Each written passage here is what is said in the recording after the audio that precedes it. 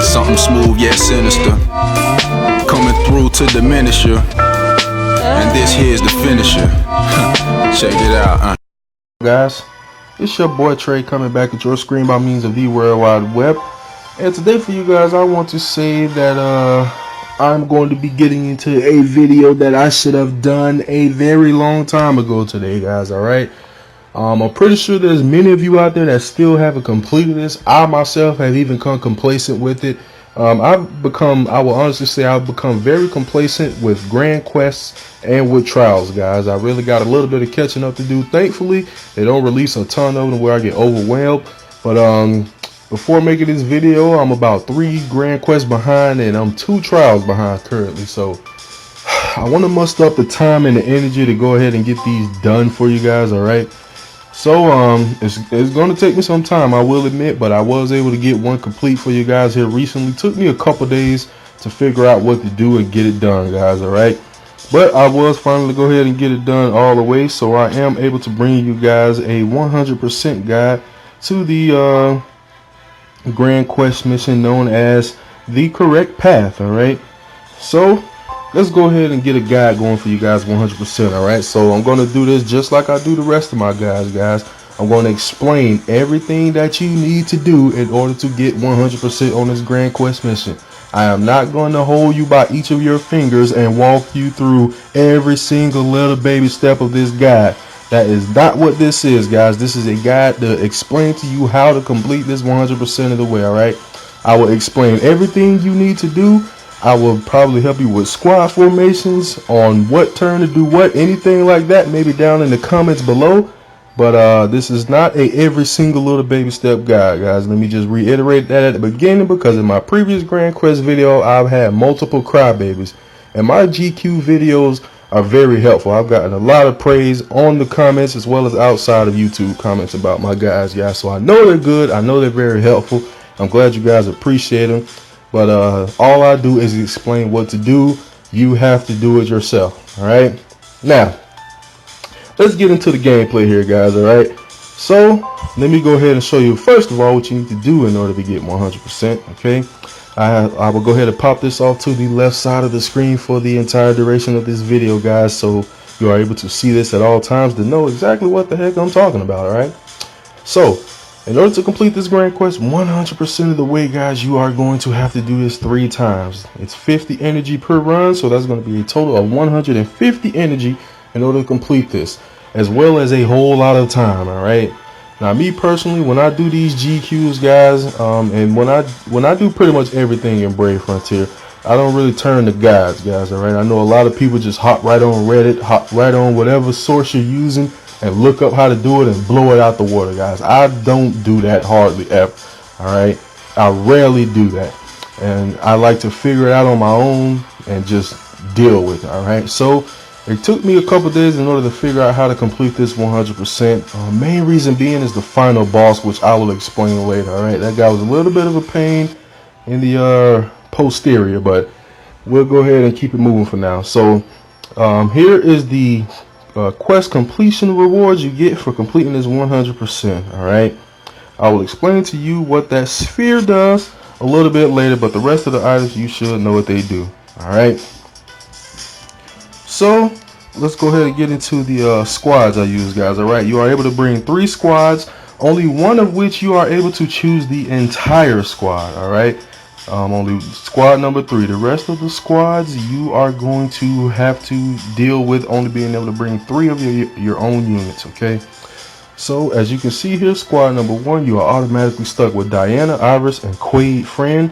The other 3 are of your choosing. Squad number 2, you are stuck with Claire, Colt, and Fadal. The other 3 are of your own choosing. Squad number 3, you can bring whatever you want. All right, now this is the squad I use. I'll go ahead and pretty much show you guys every unit I'm using. All right, so for squad 1, this is the squad I used against the final boss, by the way, guys. All right, I will go ahead and tell you that this is the squad I used against the final boss, and it did work. Even though they were fire units fighting against a water unit, it did work. All right, it took serious strategy though. It takes serious strategy though, man. It's one of those battles where you can do work the whole battle, but you're gonna get down to the last bit, and if you're not careful, you're gonna get wrecked. All right, I will admit it happened to me, but like I said, that's because I don't look at guys. I go through and I figure out what I need to do in order to complete these grand quests, and then I bring the video out to you guys explaining what to do. All right. So I'm trying to shake my complacency with Brave Frontier on some of these longer, more time-consuming missions, such as Grand Quest and Trials. Alright, so the other units you'll pretty much be able to see for yourself, guys. Alright, they're all the same no matter who's doing what, as far as the units that you're locked into. Alright, squad number 3, if you'll notice here, I'm focused around a bunch of light units with a Omni Atro lead. Main reason being, the only purpose for squad number 3 is to defeat one single boss. Alright, every run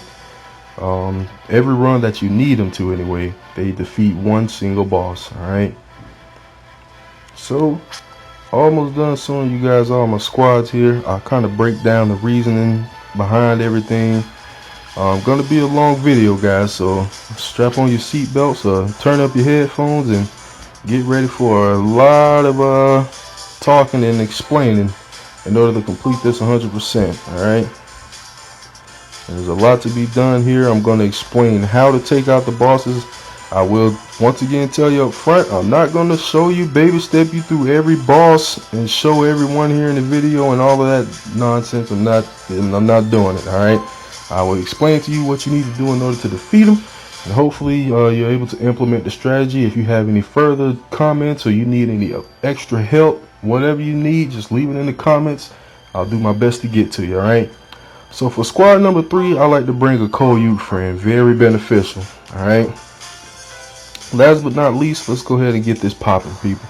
Check the items.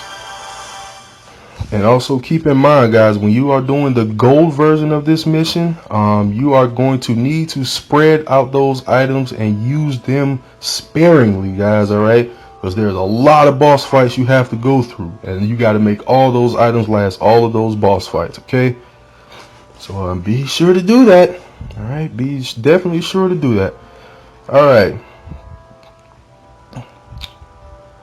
so let's go ahead and break this down for you guys. Alright, so first thing I'm going to do is explain how to get 100%. Alright, as you see, there's 3 paths in this grand quest, guys. Basically, the way it works, you're going to pick one of your 3 squads, move them from the idle plains over to the Orderstone Highway. When you do that, you're going to do a little battle. You're going to come back, and this door you see right here, right above everyone, is going to break away and disappear, and that way you'll be able to take a squad up to the Shadowlight Temple. Alright, after that, you pretty much got free roam about the map.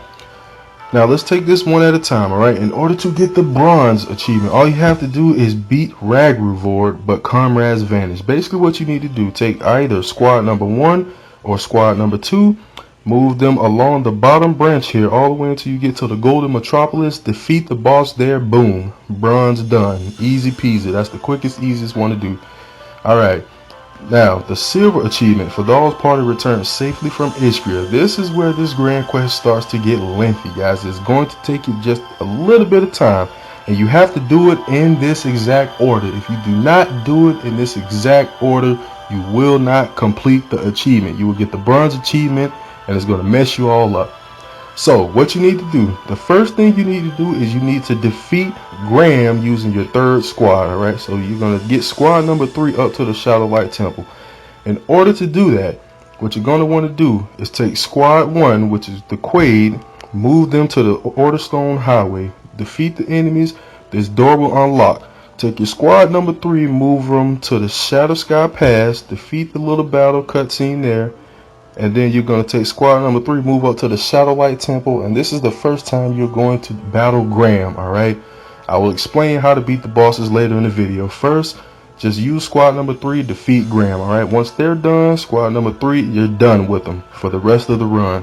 What you're going to do now is take squad number 2, which is Fadal lead, and you're going to take them right up the middle here. Alright, all the way to Needle Coast. You're going to fight Shushui at every stop. Alright, defeat him. The first time you fight him, you just have to get Shushui down to 50% HP. He's going to flee. The second time you fight him, you need to get him down to 25% HP. He's going to flee again. In the final battle, you need to wipe him all the way out. Take all 100% of his HP, and then squad 2 is done. Alright. Lastly, you take squad number 1, which is Quaid, and you're going to move them down here to the Golden Metropolis. You're going to defeat Ragruvord. Boom. Alright. Silver achievement checked off. It's done, baby. Alright. Now, lastly, in order to get the gold achievement, the most time-consuming, lengthiest, and most difficult achievement of them all is the gold achievement, of course, guys. Alright. So, here's what you need to do in order to get the gold achievement done. Alright. Same thing. You started off the same way. Alright, what you're going to do, you are going to take squad number 2 this time and move them down to the Orderstone Highway. Alright, once you do that, you're going to unlock this door right above them. You're going to take your third squad again, take them up to the Shadowlight Temple, defeat Graham. Alright, once you defeat Graham, you're going to take squad number 1, which is your Quaid lead, and you're now going to take them up the middle branch here. Okay, so you're going to fight Shushui, get into 50%. Fight him again, get him to 25%. Once you get him to the last battle up here at the Needle Coast, you must defeat him within 15 turns. Alright, so make sure you put complete absolute wreckage on that guy, get him wiped out in 15 turns. Boom, you are done with squad 1 for the moment. Alright, last thing you're going to do, you're going to take squad 2, which is your Fadal squad. Go ahead and move him to the Golden Metropolis. You're going to defeat Ragruvord. Boom, that battle is done. After you defeat Ragruvord, you're going to get a little bit of a cutscene, and then you're going to fight Melord. Alright, Melord in his human form before he became the big, ugly, disgusting thing that you fight in quest mode. Melord was a human. Alright, you are going to fight Melord, and due to you being only able to choose 3 units on each squad, you are kind of in a bind, guys. Alright, if you were able to use a full squad of all of your units, you may be able to wreck them quite quickly and easily.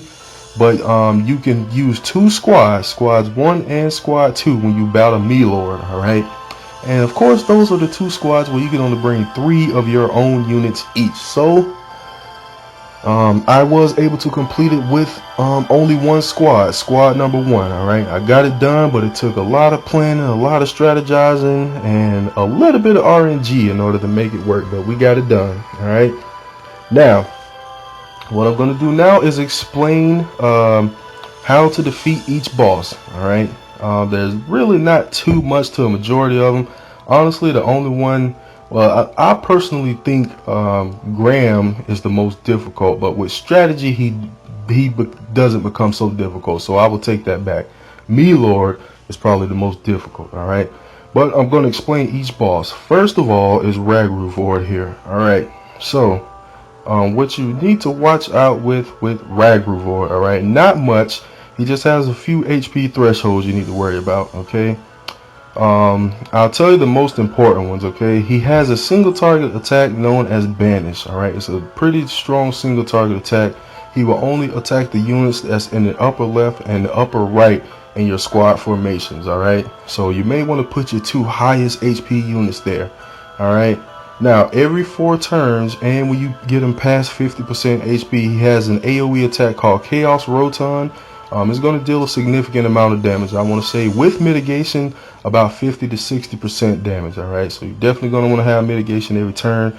Another thing you want to make sure of is that you have either a leader skill that nullifies status elements, or you have a unit that can negate and nullify status elements for 3 turns, because this guy is all about status elements. When he attacks you, you can get status elements put on you. When you attack him, you can get status elements put on you. Alright, so be careful of that. It will be good to have a unit with you such as Drevis that has the counter status element, so when he attacks you, he actually gets hits with status element. You can hit him with a few status elements. You can't paralyze him, you can't curse him. I believe you can injure him, weaken him, and sicken him.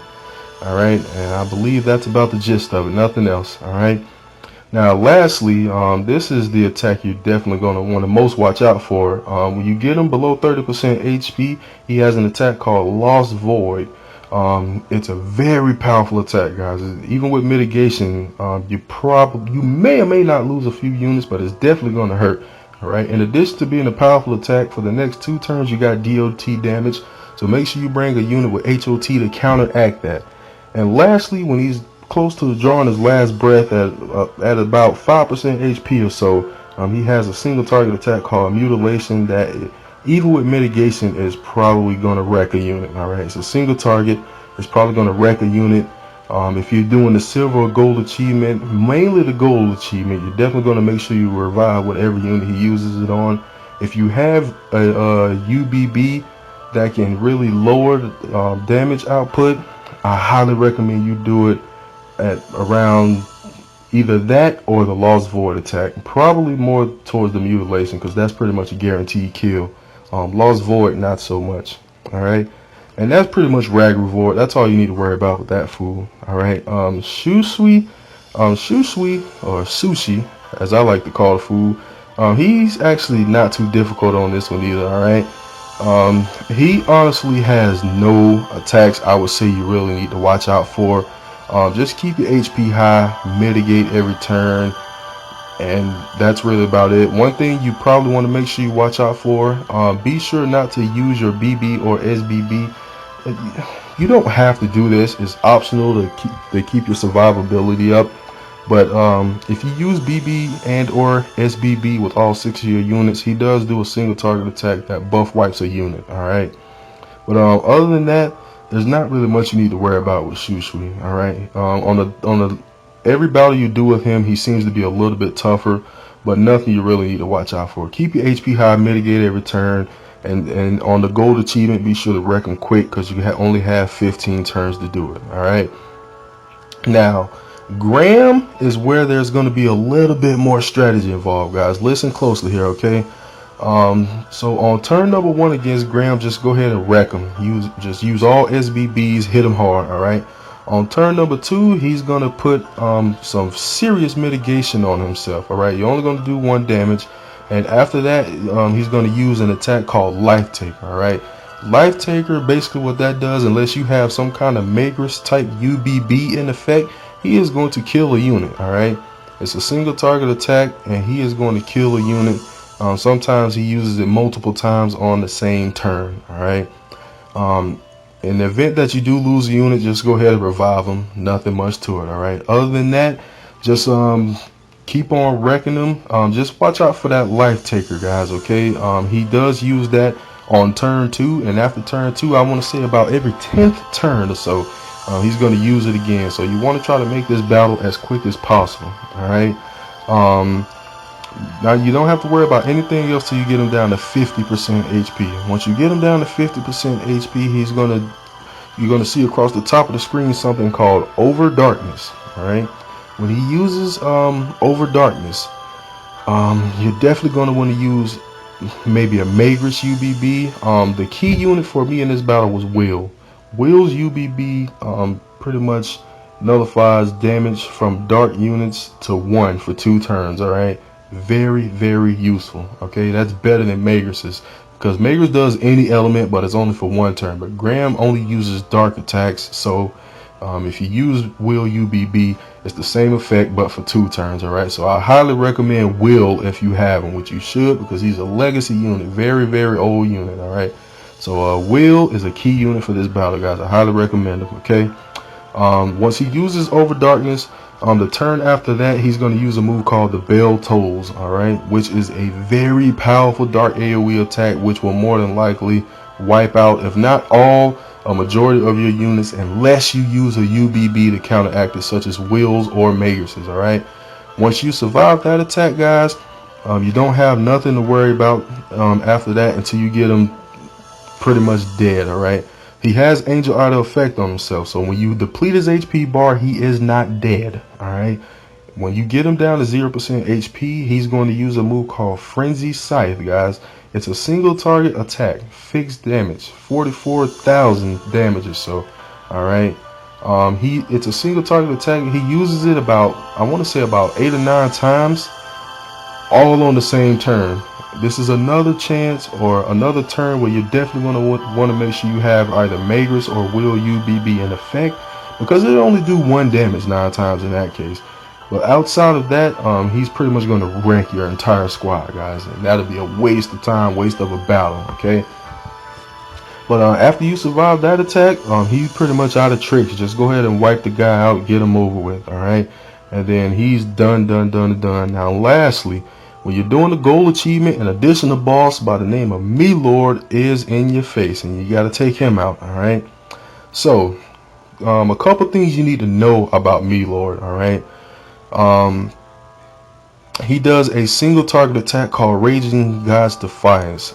He seems to like to target the unit with the lowest HP at the current time. All right, that's kind of what I noticed. And this attack gets stronger as the battle goes on. I also noticed it seems like every turn it does a little bit more damage.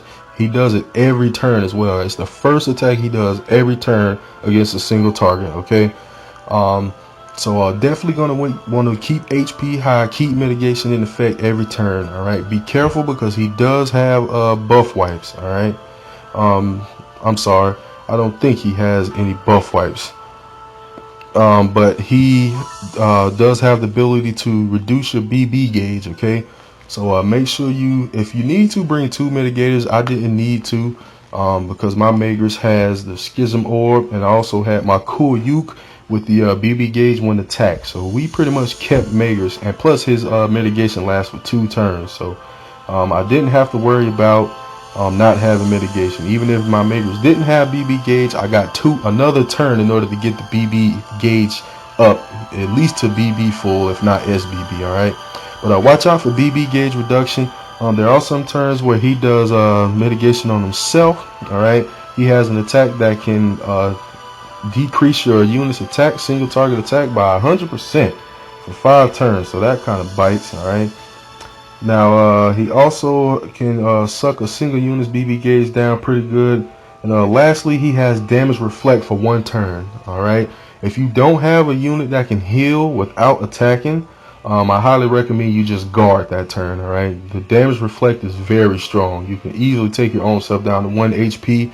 He has very high HC resistance, guys. All right, so if you're trying to depend on HCs to heal you, I wouldn't do it against Melord. All right, his HC resistance is very high, like almost 0.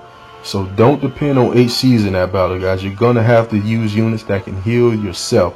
My Cool Uke has the SP skill that when he deals damage, he heals the entire squad. Came in very handy for that battle. All right. But other than that, the only thing you have to worry about with Melord, keep your HP high, mitigate every turn. If you need to heal, guys, your HP literally needs to be full or near full every turn, or he will wipe you out. Occasionally with that single target attack, he's going to wipe a unit out anyway, because like I said, it progressively becomes stronger. But hopefully you have some revives left over. You can revive the unit, get them back into the fight, keep it moving. But the only thing you have to worry about, Melord has Angel Idol on himself at the beginning of the fight. When you get him down to 0% HP, he is going to use Empty Seal, guys. All right.